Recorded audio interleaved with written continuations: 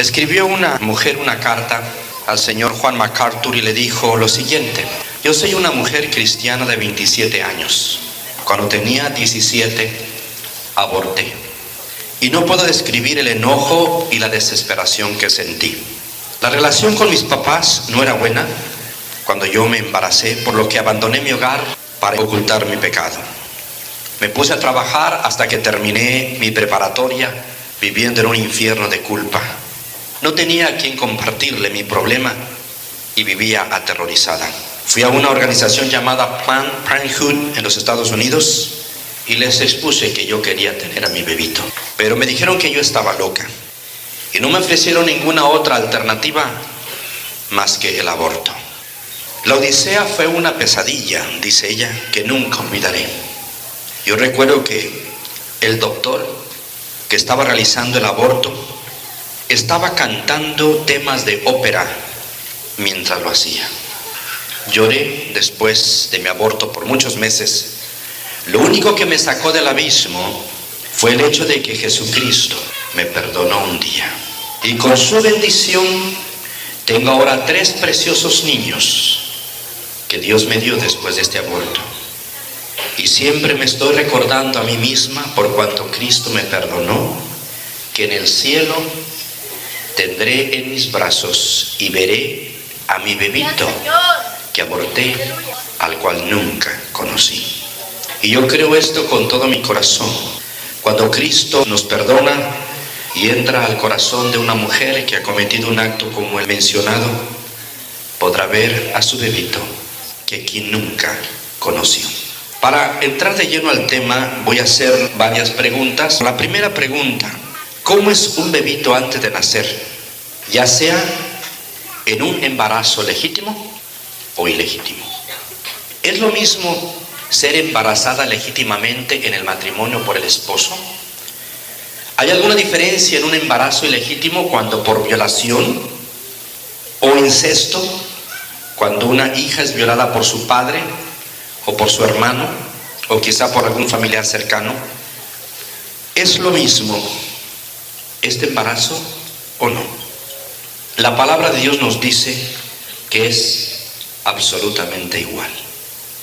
En el Salmo 139, versículo 13, nos dice que cualquier embarazo de cualquier tipo es una creación directa de Dios. Salmo 139, 13 dice: porque tú, Dios, formaste mis entrañas. Tú me hiciste en el vientre de mi madre. Cualquier criatura, cualquier tipo de embarazo, de concepción, siempre es por creación directa de nuestro Padre Celestial.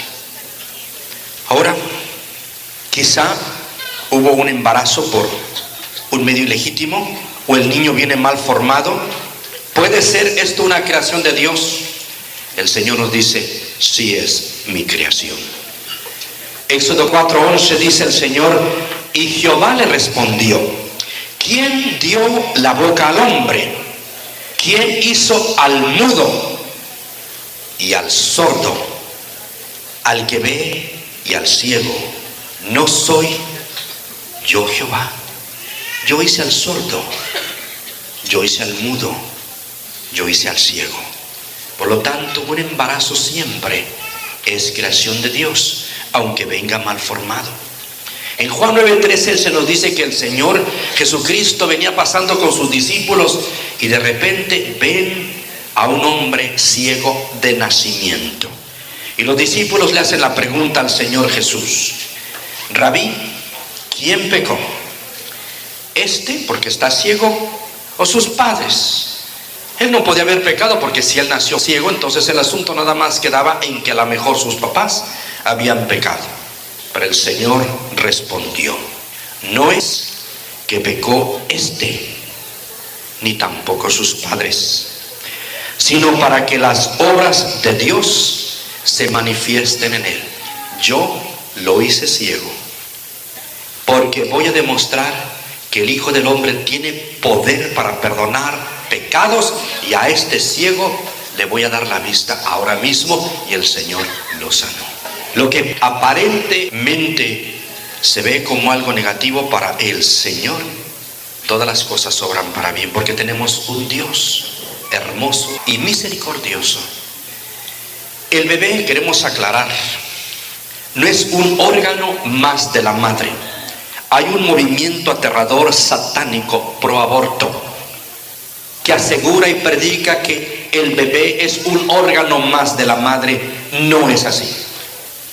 Un brazo de la madre no es lo mismo que un bebé que trae en sus entrañas. No es lo mismo el ojo de la madre que ese feto que está en su matriz. Esa criatura es un ser completo y distinto que viene de Dios. Ella se puede cortar el brazo y no ser culpable de asesinato, pero si aborta, ha cometido un asesinato. Dios no solamente es el creador del cuerpo del bebito, sino del espíritu dentro del feto. Algunas personas piensan que el bebé solamente es cuerpo, pero la Biblia nos asegura que el bebito dentro del vientre de la madre tiene espíritu. Tus manos me hicieron y me formaron, y tu cuidado guardó mi espíritu. El espíritu de Job estaba ya en el vientre de su madre cuando él habitaba en su cuerpecito, en su estado fetal. Por lo tanto, si un bebito es concebido en fornicación, por incesto o violación, ese bebito tiene un espíritu que es creación de nuestro Dios. Muchos que han sido concebidos ilegítimamente, aún así llegan a ser siervos de Dios. En el Salmo 22:10 dice el salmista: sobre ti, Señor, fui echado desde antes de nacer, y desde el vientre de mi madre eres mi Dios. Es decir, que no solamente el cuerpo, el alma preciosa de este hombre, aún en el vientre de su madre, esa alma ya estaba en los brazos de su Señor. En Lucas capítulo 1, versículo 15, el Señor llama a dos ancianos, hombre y mujer de edad, Zacarías y Elizabeth, y le dice el ángel del Señor a Zacarías: he oído tu oración, y Elizabeth, tu esposa, va a concebir una criatura. Y él lo dudó porque eran grandes, y él quedó mudo. Y aún así, Elizabeth queda embarazada, una mujer de edad. Ella pudo abortar. Dijo: bueno, una anciana como yo, posiblemente mi hijo va a ser retrasado mental, hay que abortarlo. Pero no lo hizo así. Ella prosiguió con su embarazo, y dice la palabra del Señor lo siguiente, en Lucas 1:15: y será lleno del Espíritu Santo, aún desde el vientre de su madre. Hoy se piensa que el embarazo es una cosa, el nacimiento es otra, que el bebé en el vientre de la madre no es una persona, es simplemente una cosa, y que puede desecharse y asesinarse. Pero aquí nos enseña el Señor que aún Juan el Bautista, dentro del vientre de su madre, fue lleno del Espíritu de Dios. Una negrita, 13 años de edad, es una historia verídica, fue forzada por un hombre blanco allá en los Estados Unidos. A los 13 años quedó embarazada por este hombre blanco. Ella pudo abortar a la criatura que iba a nacer, pero ella prosiguió con el embarazo. A los 9 meses nace una preciosa niña, y su nombre fue Ethel. Para los que han vivido y que son especialmente americanos, Ethel Waters. En los Estados Unidos, Ethel Waters es una mujer muy conocida porque es una cantante fabulosa del Evangelio de Jesucristo. Ha cantado en las campañas de Billy Graham. Yo le he escuchado cantar con una voz angelical y una potencia indescriptible. Y ella fue una hija de una violación. Sin embargo, esta madrecita joven de 13 años preservó a su criatura y Dios glorificó su nombre y lo sigue glorificando a través de esta mujer que canta para la gloria de Jesucristo. Si un bebé de 5 meses se logra, la mamá lo tiene, no tiene que esperar la madre 4 meses para que pueda decir este niño es un ser humano. A los 5 meses, si el niño se logra, ese niño es un ser humano, porque ya ha sido formado por la mano de Dios. Por ejemplo, puede ser que el feto muera dentro de la madre. Y si está vivo dentro de la madre, entonces, ¿cuál es la diferencia? Ambos están dentro de la madre. Un feto vivo o un feto muerto. Bebito vivo o un bebito muerto. ¿Cuál es la diferencia?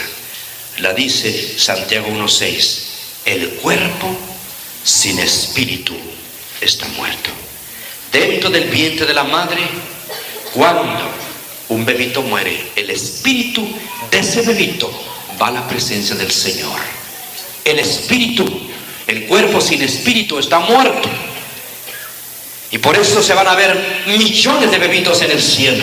No sus cuerpos, sino espíritu y cuerpo del bebito. Son seres humanos completos. El principio de la vida humana viene en la concepción, que es algo bellísimo.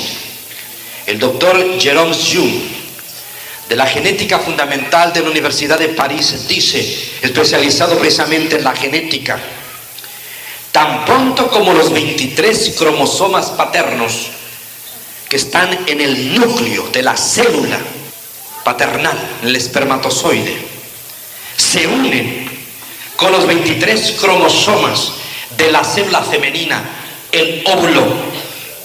La fecundación es después de la unión sexual. A veces tardan días después de una relación sexual en que viene la fecundación, o sea, la concepción, que es lo mismo.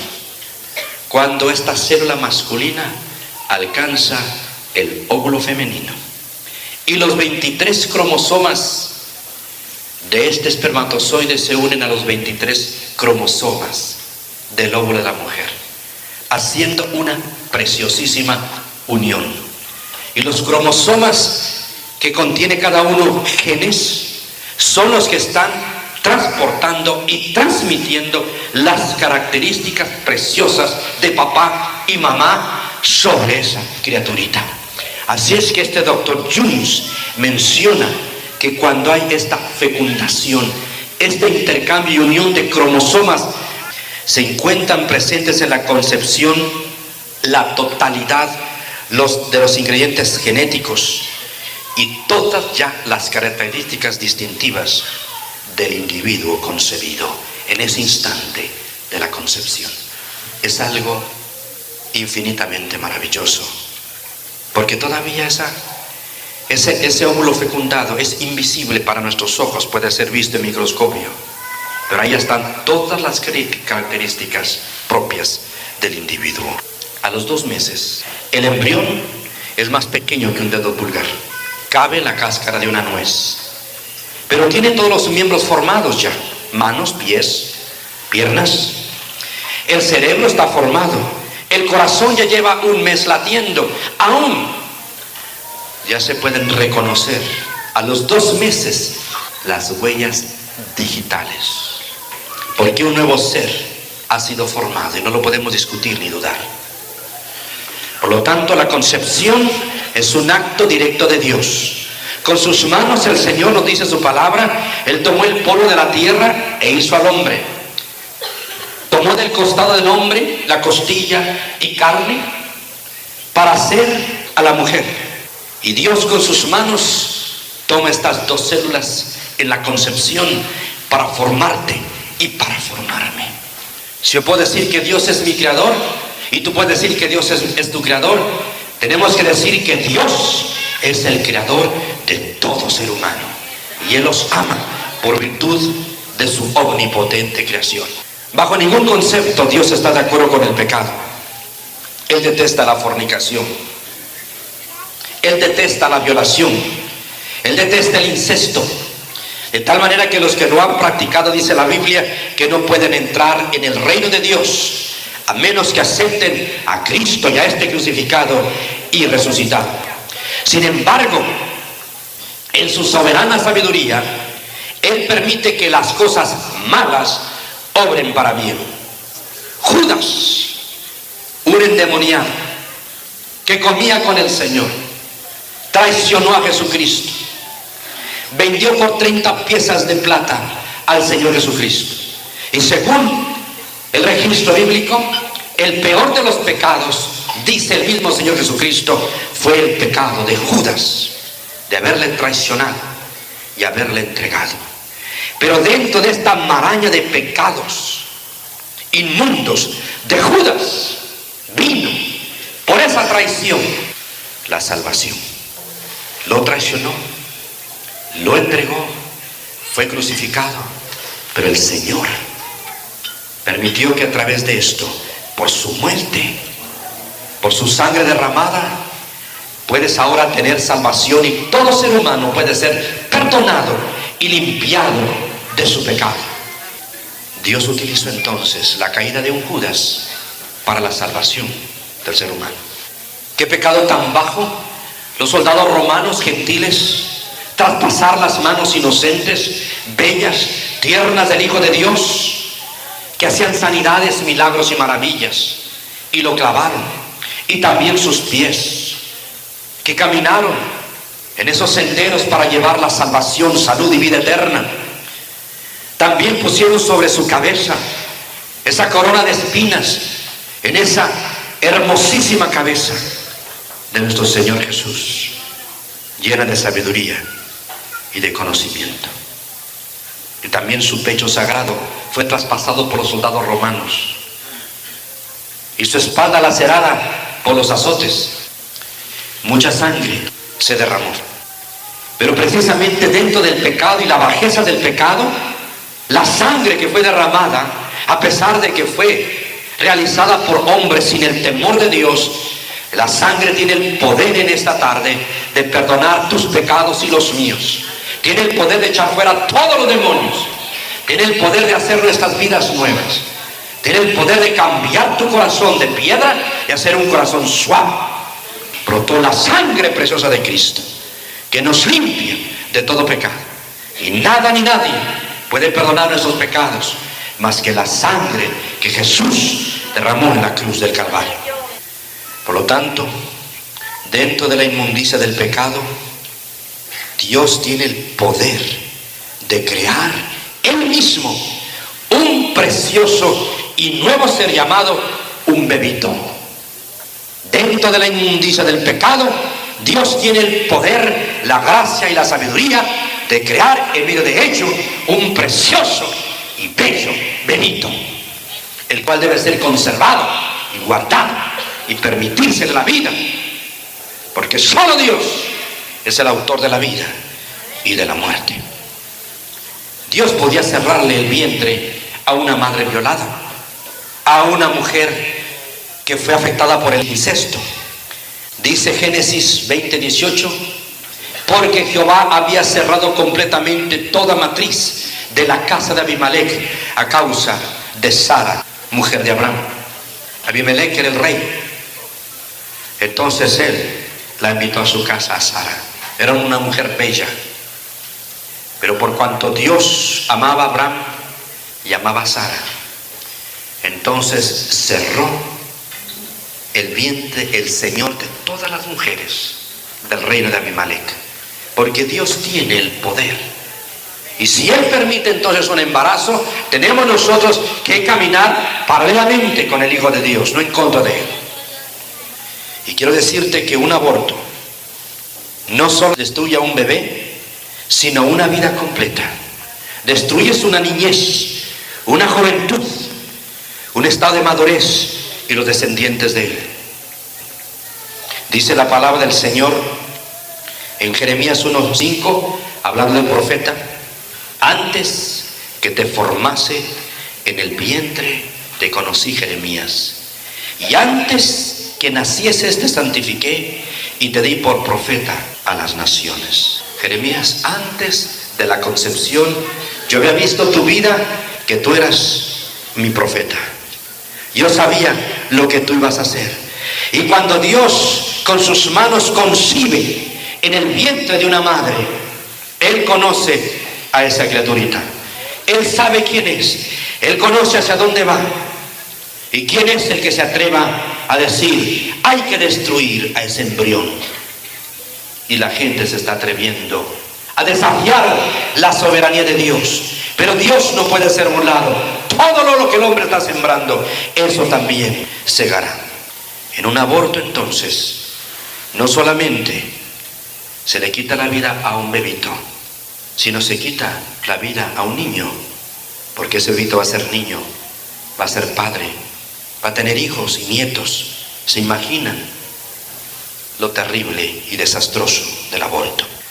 Los métodos que se utilizan para abortar, primeramente, el método de dilatación y raspa.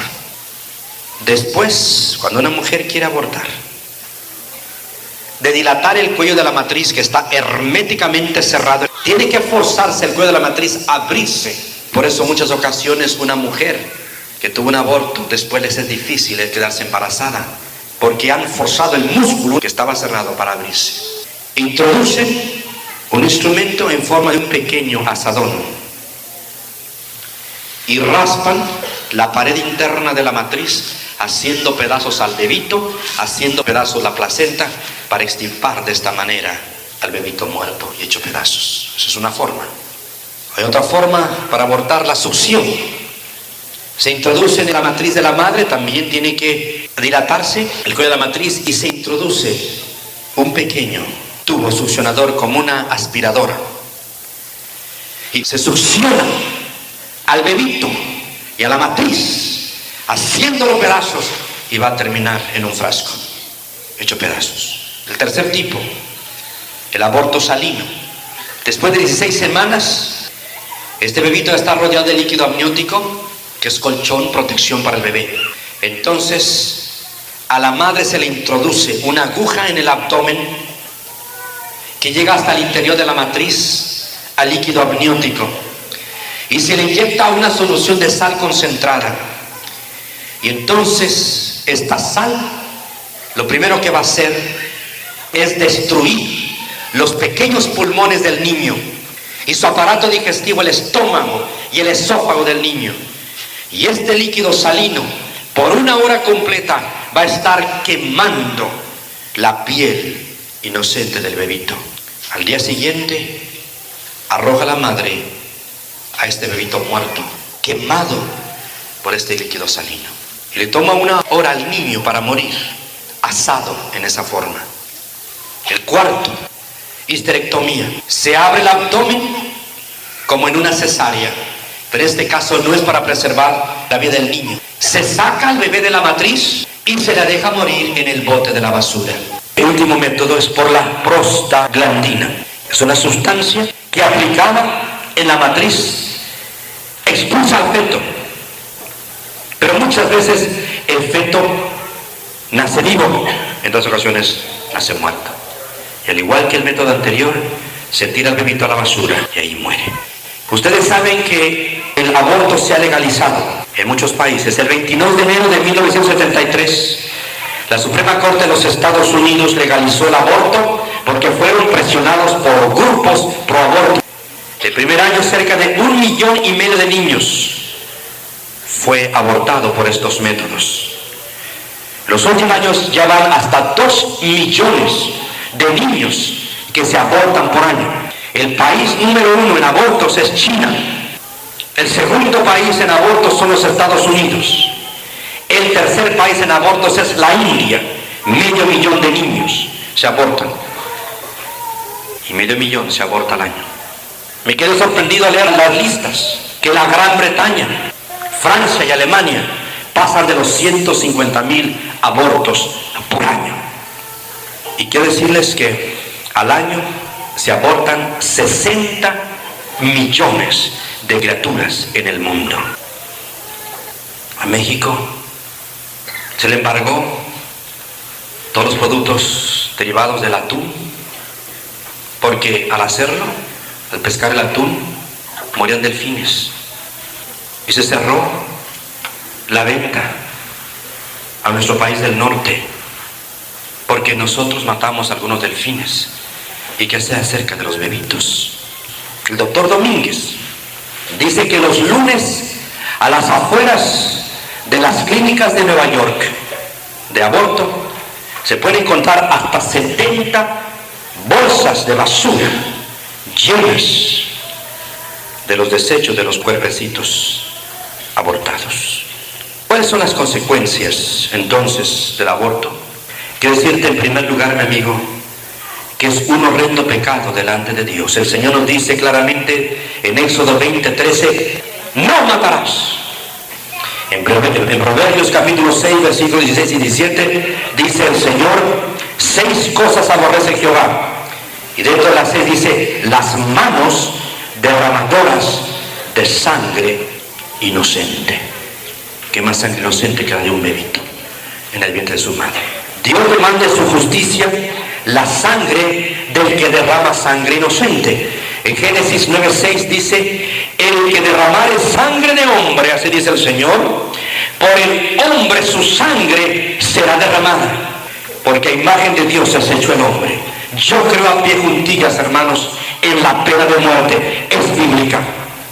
El Señor dice, el que derramare sangre de hombre, por el hombre su sangre será derramada, porque a imagen de Dios es hecho el hombre. Dice la Biblia que son reos de muerte eterna. En Apocalipsis 21:8 dice así el Señor, pero los cobardes, y ahora no solamente para las personas que han abortado o los que lo practican, dice, pero los cobardes, los incrédulos, los abominables y homicidas, los asesinos, pero dice los fornicarios también, y los hechiceros, y los idólatras, y todos los mentirosos, y quedamos nosotros incluidos en esto, todos somos pecadores, tendremos nuestra parte en el lago que arde con fuego y azufre, que es la muerte segunda. El Señor entonces a los homicidas lo pone en la lista, pero pone también a los mentirosos, a los cobardes, a los incrédulos en la misma lista para ser llevados a la condenación eterna. Hay 6 tantos más de probabilidades de que la mujer muera en un aborto. Yo recuerdo que en mi oficina en la Ciudad de México había un doctor en el primer piso.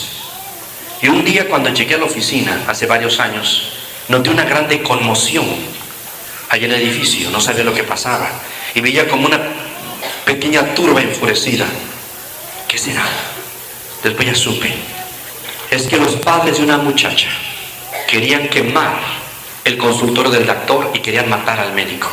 Y es que su hija estaba embarazada, yo no lo sabía. Fue embarazada por su novio. Su novio lo llevó con este doctor en nuestro edificio. Y mientras el médico estaba practicando el aborto, la muchacha murió. Consecuencias del aborto. Viene un sentimiento de culpa muy grande. Un amigo mío, Andrei Bondarenko, ucraniano, me platicaba. Ahora de Ucrania, no del continente americano, vino una joven a decirle, señor Bondarenko, cada noche yo estoy soñando con bebitos muertos. ¿Qué será? Y entonces por fin entendió que esta muchacha había tenido un aborto. Y ese sentimiento de culpa no la dejaba ni de día ni de noche. Voy a dar al final una palabra de esperanza para todos ustedes. Porque si quiere abortar, quiere ocultar el pecado ante sus padres, pero eso no te justifica. Tienes que pagar el precio de tu pecado, pero no el aborto. Ocultar tu pecado y la vergüenza delante de la sociedad. Una amiga nuestra que se llama Carol me platicó hace 2 o 3 días.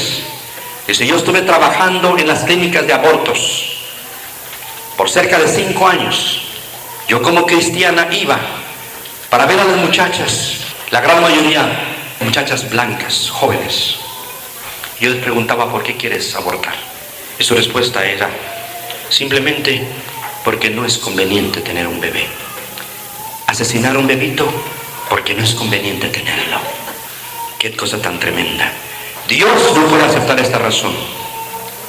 Aunque al feto también se le descubra una enfermedad seria, yo quiero decirte una cosa, que el Señor es el autor de la vida y de la muerte.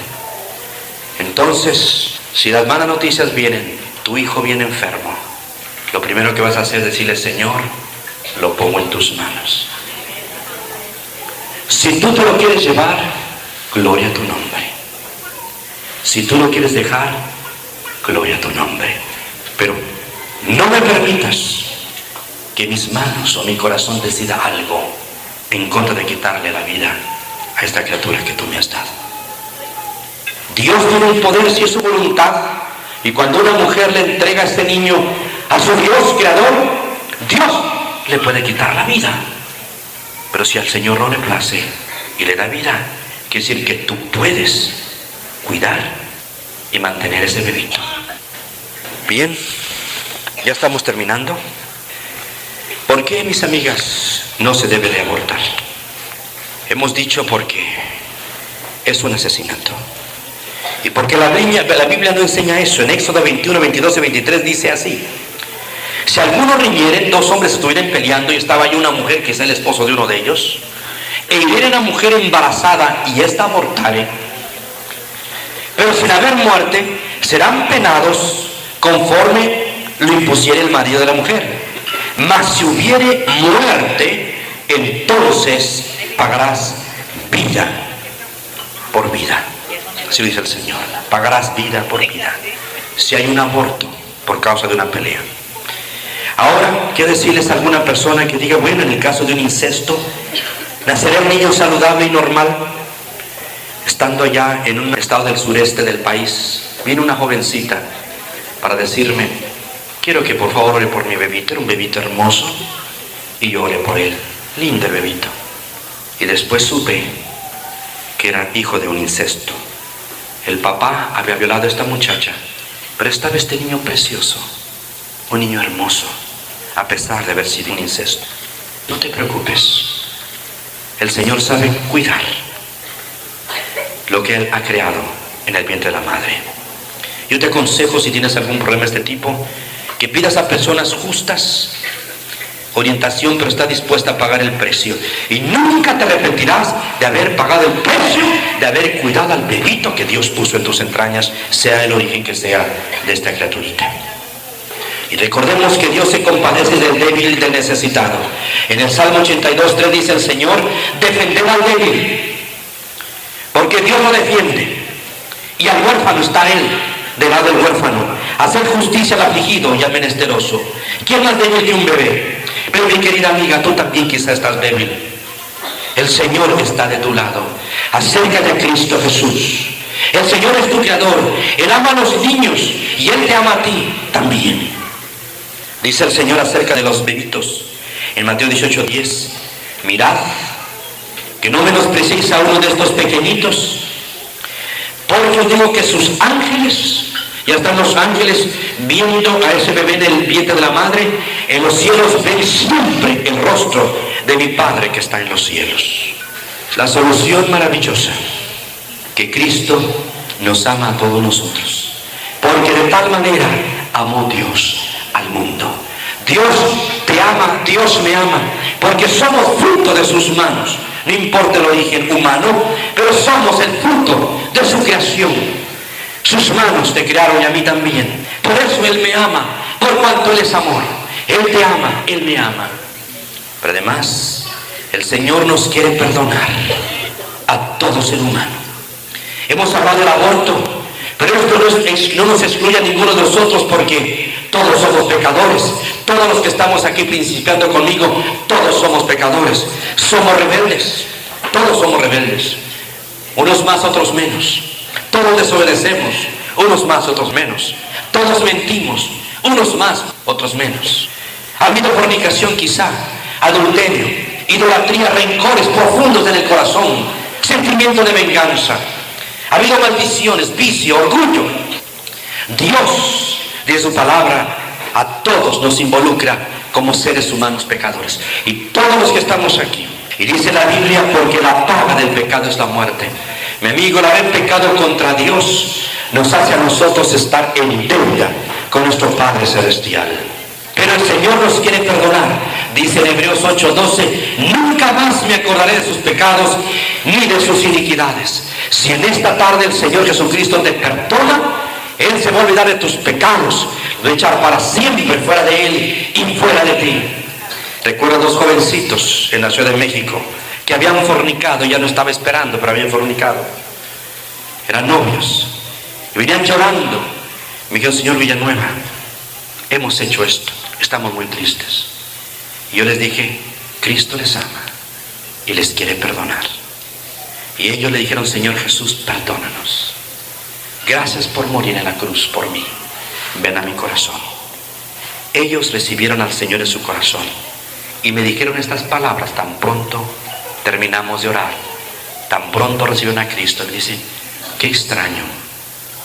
Sentimos como si nunca hubiéramos pecado. Gloria a Dios. Este es el poder del perdón de Cristo. Querida amiga, cuando el Señor perdona, entonces arregla tu problema. Si estás embarazada y has pensado en un asesinato, dalo en adopción mejor. O en su defecto, guárdalo como un regalo de Dios. Gózalo. Tú lo puedes gozar. Pero lo mejor es, espera hasta que te cases para tener familia. Por lo tanto, nuestros pecados son una deuda que tenemos que pagar con la muerte eterna. Y en esta hora, en esta tarde, todos somos culpables de pecado. Pero quiero decirte que el Señor te quiere perdonar. Hace unos meses, venía con un amigo en un taxi. Lo había invitado y llegamos a nuestro destino. Saqué mi cartera para pagar los 30 pesos. Y mi amigo me dijo, yo quiero pagar. Y yo le dije, yo voy a pagar. Mi amigo me dijo, yo quiero pagar, déjame pagar. Le dije, no, yo voy a pagar. Yo quiero pagar, me dijo. Y le dije, paga. Y él pagó. Todos tenemos una deuda pendiente. Yo tenía una deuda pendiente con el chofer. 30 pesos le debía. Tú tienes una cuenta pendiente con el Señor. Todos los pecados que has cometido y que vas a cometer. Y tenemos una deuda que tenemos que pagar con la muerte eterna. Entonces estamos perdidos. Pero en ese momento aparece Jesús muriendo en una cruz por nosotros, llevando nuestros pecados y muriendo por nuestros pecados. Dice, yo ya he muerto por ti. Pero así como yo tuve que permitir que mi amigo pagara la deuda, nosotros debemos recibir a Jesucristo en el corazón. Ya Dios tiene el pago en su mano, la muerte de su propio Hijo por nosotros, la sangre que Él derramó por ti y por mí. Pero el hombre quiere pagar su pecado. Dice, yo quiero sufrir, no quiero sufrir algún castigo, necesito ir al purgatorio. Y el hombre rechaza a Jesucristo. Pero cuando entendemos que ya Cristo lo hizo todo y lo aceptamos como nuestro Salvador personal, en el instante, en el mismo instante que recibimos a Jesús en el corazón como nuestro Salvador personal, el Padre tiene en su mano el pago de la deuda. Entonces nos dice, hijo, he recibido el pago de tu deuda por mi Hijo Jesús. Por lo tanto, quiero decirte que tus pecados todos han sido perdonados y no me acuerdo de uno de ellos. Y además, ahora vivo en tu corazón y mi Hijo vive en tu corazón y el Espíritu Santo vive en tu corazón. Tú y yo nos somos reconciliados y al morir vas a ir conmigo al cielo. Con Cristo en el corazón somos salvos. Si queremos nosotros entrar al cielo hay una visa, y es que tengamos el sacrificio del Señor Jesús en nuestro corazón, que nos apoyemos en Él para el perdón de los pecados y la salvación del alma. No te hablo acerca de que si le has pedido a Dios que te ayude. Todo el mundo le pide que Dios le ayude. Me refiero a la salvación de tu alma y al perdón de tus pecados, que se obtiene solamente mediante la muerte de Jesús y la fe en su sangre que derramó en la cruz del Calvario. Yo quiero invitarte, si nunca has aceptado a Jesús, que lo recibas. Te suplico que allí en tu lugar recibas a Jesús. Recíbelo con estas palabras, por favor. Señor, con un arrepentimiento sincero de mi pecado, con un quebrantamiento sincero de mi corazón, te abro la puerta. Ven a mi corazón, Señor Jesús. Ven a mi corazón en este momento, porque hay lugar en mi corazón para ti. Ven a lavarme, Señor, con tu sangre, de toda mi iniquidad y pecado.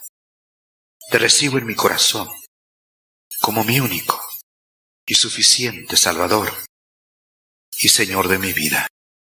Amén.